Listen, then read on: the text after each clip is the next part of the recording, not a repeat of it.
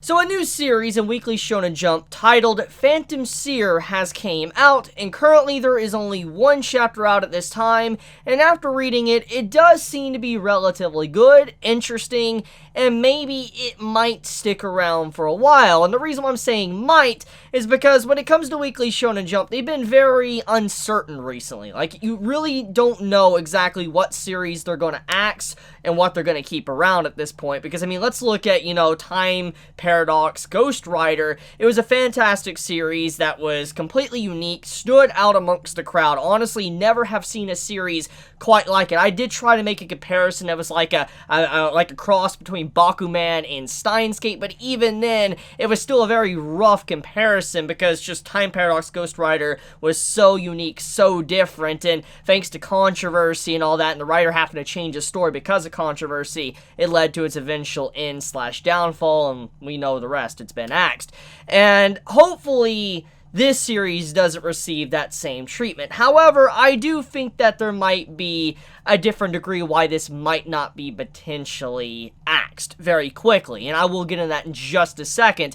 But overall, after reading the first chapter, this series of Phantom Seer definitely does seem to be quite a good series. I liked what I read. It's definitely nothing like fresh. Like, it is definitely something I have seen done before. But as I always say, just because it is something that has been done before doesn't mean that it's automatically bad. It comes down to execution. It comes down to how the writer is, how they present the said story and characters, artwork. There is so many different things that really, make a story stand out. It's not just, let's say, okay, it's the exact same plot as another story. Sometimes writers can really change things up and make it presented in such a better way that it just blows your freaking mind. And in this case, I'm not going to really judge Phantom Seer for being something that is obviously very reminiscent of other series that might already be in Weekly Shonen Jump, but also stuff that has came out in the past and it is reminiscent of. And I will get into all of this in more detail in a moment. But first, let's get into the actual, story. What is Phantom Seer about? Is it worth your time? And is it something that is going to get your interest? Well, the main story or plot of what I get from it from the first chapter is that it is about two characters, a male and a female character, that don't like the hand they have been dealt. For instance, they have been dealt a hand to where they don't like their current fate, their situation in life. You have the main male character of the story that is a shaman, and he just wants to live a relatively normal, peaceful life. He does not want to actually deal with anything. He doesn't want to have to work with ghosts, spirits, phantoms, etc. He just wants to be able to live a normal life. But thanks to his gift and probably being born in a shaman family, having a gift of being able to use like a phantom to fight with, it makes it to where he has to do it regardless if he wants to or not. But on top of that, you have the female character, which is the exact opposite. She is someone that wants to be important. She is someone that wants to be able to save others and do something.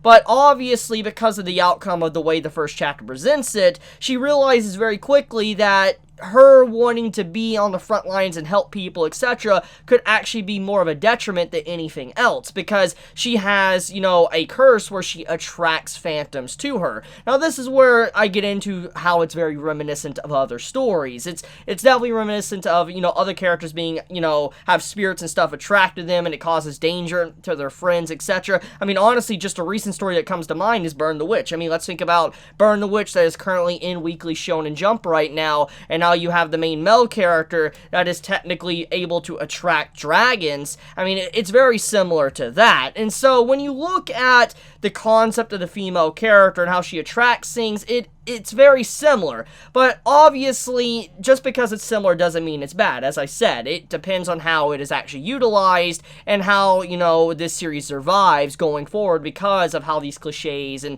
these things that we've seen before are actually used. So, getting back into the actual story, so obviously she attracts, bad things around her. She causes her friends to be in danger, and she doesn't want that. She wants to be able to save her friends, and she's always had this sixth sense to where she could detect if something bad is going to happen. However, she found out within the first chapter that the reason why she's able to detect bad things happening is because she detects these spirits coming in and about to hurt her friends. And the only reason why these spirits are coming in is because she's legitimately attracting them towards her. So if she wants to be in the line of duty, like if she wants to be, let's say, a firefighter or whatever, she will obviously cause a lot of problems. It'll cause phantoms to be attracted to her, which could make a situation that's already bad a hell of a lot worse. So you see what I'm getting at. So you have two characters that have been given a hand, a fate that they don't really want. One wants to live a normal life, while one wants to be able to save people and have an active life. But obviously, both of them have been given the exact opposite. So technically, what the main male character has is what the female character wants, and what the female character has, she wants from the, the male character wants. And that's the interesting part about the story. I do like how fate is used within Phantom Seer, because it is something that is very, I guess, relatable. It's something that will always be relevant to anyone that reads, and you can relate to it because of just fate itself. There's many people that are born within this world and constantly think about if things could be different. People constantly think about their fate, their destiny. This is something that probably pops up in everybody's head at least once or twice in their life, maybe more than that. But the point is that it makes this series very relatable, because you're like, I understand. Maybe, you were gifted with the ability to be a writer, but obviously you don't want to be a writer. You want to be someone that could be an athlete, run, and, be in the Olympics. And that's kind of the main premise of the story. I do like that, how sometimes, even if you're not naturally gifted at something, it might be, better if you just seek out what you find enjoyment in and what you actually want to do. It's something that I think holds true to fundamentals, and it kind of really represents the core values, I think, of what Shonen Jump really is. It's trying to inspire younger generations, young adults, etc., trying to give you something to look forward to. And in this case, this series is more along the lines of trying to say, look, even if you're not gifted at something, you should still try to do it, because, there's no, nothing wrong with you wanting to be something that maybe you might not be gifted at. You should still try it. You should, still go for it. Do what makes you happy. So I do appreciate the concept of at least the message of what the story is trying to do. It may have been done already in the past, like the main themes and stuff that was shown in this first chapter from other manga and all that, but I do think that the series is very tasteful by the way it does it. Now, in terms of actual content and what the story is, it's about, our characters exorcising phantoms, demons, etc. It is nothing relatively new. It is something that I think many of us have seen from many other stories throughout the years. To think of a couple of series that just come to the top of my head that is in a similar vein just to this story, let's think about Demon Slayer that recently ended. Now, it's not a carbon copy, but Demon Slayer is technically a series that focuses on getting rid of demons and stuff, things that cause problems to humans, and it's a very similar vein to what this series is. I know Jujutsu Kaisen is also very similar to just how this series is in terms of just how it deals with spirits, ghost apparitions, all of that.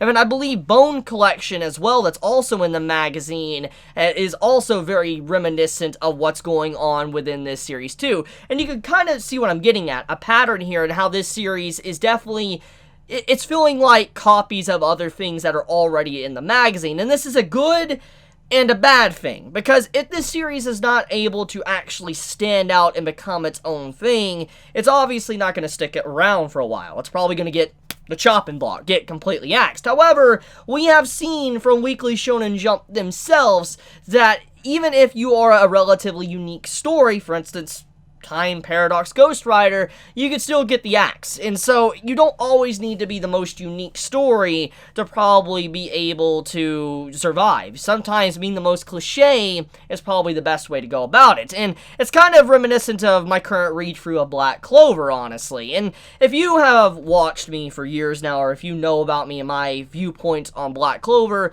you know what I'm probably about to talk about. I have recently been reading Black Clover. I know that's a shock. I posted about a week and a half ago or so that, I was on chapter 192 of Black Clover. I've been doing a read-through. And overall, the series has definitely improved greatly. I'm not even going to lie. I'm not even going to act like it is the same as it was when it first began. And I definitely say my opinions toward the series has definitely improved. But it gets into the main fundamentals of just how Shonen Jump pushes certain series.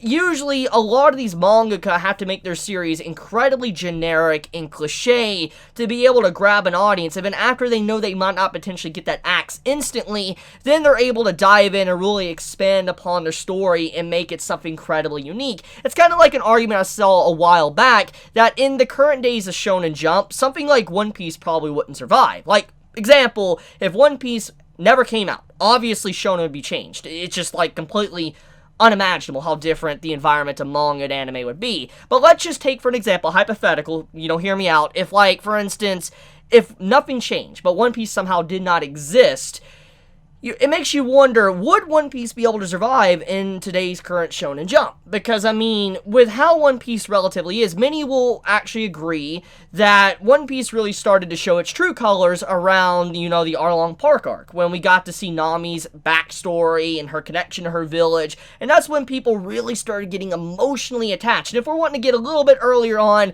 maybe around Usopp, maybe around, Sanji's arcs, people started getting attached, but most of the time, when you're really hooked into One Piece, it comes down to Nami's arc.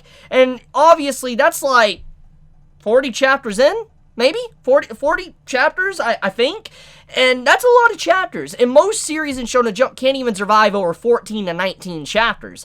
It puts in perspective that it's just like, obviously, many mangaka nowadays, they have to probably be as cliche as they possibly can just to be able to grab an audience. Then they're able to do what they really want to do with their story. And in this case, that's how I feel about Black Clover. I really feel like the writer of Black Clover put so much cliche and so much in it just to be able to get an audience, grab an audience to really dive in and read it. And then after all this time where it's kind of relatively safe, the writer's actually able to do what they want to do. And obviously, I think Black Clover has improved thanks to that.